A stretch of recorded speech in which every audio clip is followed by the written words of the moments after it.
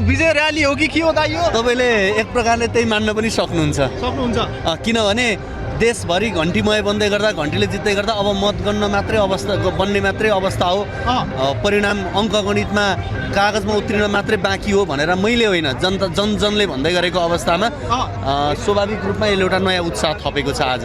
मतदातालाई के छ तपाईँको पशुपतिनाथ प्राङ्गणबाट? भगवान शिवले जहिले पनि सकारात्मक सोच दिनुहुन्छ र त्यो ऊर्जा आम जनतामा नि दिनुहुन्छ। त्यस कारणले यसपटक देशमा घन्टी बज्छ र जनतालाई केही भन्नु पर्दैन, सबै कुरा उनीहरूले बुझ्नु भएको छ। कहीँ कन्फ्युजन छ भने मैले त भन्ने गरेको छु केही गर्नु पर्दैन, आफ्ना छोराछोरीलाई सोध्ने नानी बाबु मत कहाँ हाल्ने भनेर भन्ने, उहाँहरूले जहाँ भन्नुहुन्छ त्यहीँ हाल्ने।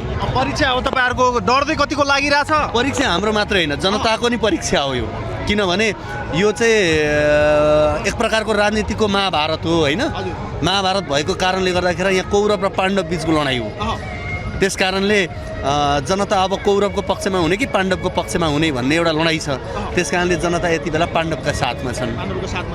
लगभग यो आज विजय र्याली हो कि हामीलाई फरक छुटाउन गाह्रो भइरहेको छ। यहाँ एका बिहानै रवि लामिछाने र बालेन्द्र शाहले दर्शन सँगसँगै काठमाडौँ उपत्यकाका सबैजना उम्मेदवारहरूले दर्शन गरेर निस्किसक्नु भएको छ।